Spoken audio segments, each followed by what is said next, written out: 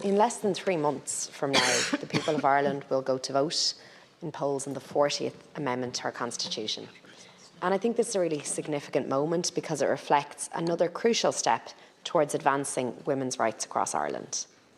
The proposed amendment seeks to eliminate archaic and stereotypical language referring to women in the home. It proposes a modern alternative that acknowledges the significance of the care and the support provided among family members, mirroring the progression of our societal values.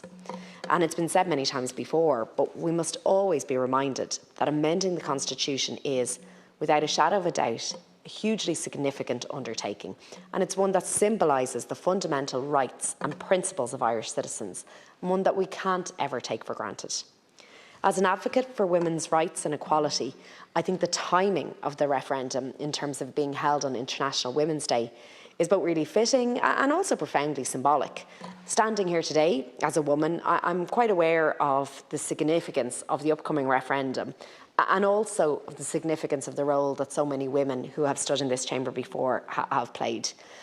Visionary women who've shaped the course of women's rights throughout Irish history and created a series of firsts. Inspiring figures like Mary Robinson, our first female president, Mary Harney, our first female Taoiseach, and Frances Fitzgerald, the first woman to represent 2 Dublin constituencies and then Dublin in Europe. Women like this helped to lay the foundations of our journey towards gender equality. And they're just a few of the countless remarkable women who have forged paths for future generations, not just in this House, but through NGOs, in the legal sphere, right across Ireland. And they've dedicated themselves to securing improved rights for women right across the nation. They spoke out against injustices and advocated for the needs of Irish women, both inside and outside of the home. Their efforts led to positive changes in the lives of women across Ireland, including significant reforms. And by that, I'm talking about things like the lifting of the marriage bar 50 years ago in 1973. And I think now we really need to do something we should have been talking about 50 years ago too, and that's take this significant and symbolic step forward by removing language that perpetuates outdated gender stereotypes. And if the referendum is successful, and I hope it is, these proposed amendments will help to further distance us from a values system that allows gender discrimination and instead move us closer to greater equality for all women. And while this upcoming referendum represents significant progress towards achieving gender equality, I think it's really crucial too to recognise how long it has taken to get here.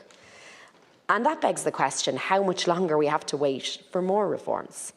In fact, delays like this, I think, are reflective of a broader issue that is observed right throughout history, and that's the length of time it takes to bring about gender equality and create long-lasting cultural change. When we talk about milestones like the marriage bar and the legislation of contraception in the 70s, it took almost 2 generations from these crucial moments to achieve significant milestones like the repeal of the 8th Amendment and the establishment of abortion rights for women in Ireland. And I think that kind of drawn-out chronology reinforces the really crucial need to improve our ability to bring about transformative change quickly, at the pace that society actually demands. And while we've witnessed substantial progress in gender equality, and today Irish women enjoy far more rights than their mothers or their grandmothers and great-grandmothers ever did, but disparities persist. Across Europe, women are still overrepresented in lower-paying jobs, and they're underrepresented in decision-making positions and disproportionately affected by gender-based violence.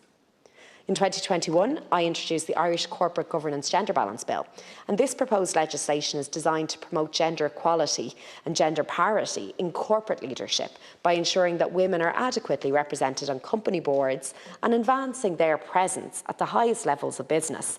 And I really do hope, Minister, that you and the Minister for Enterprise will work together on this legislation, because I really think it can be transformative for women in Ireland and women in business.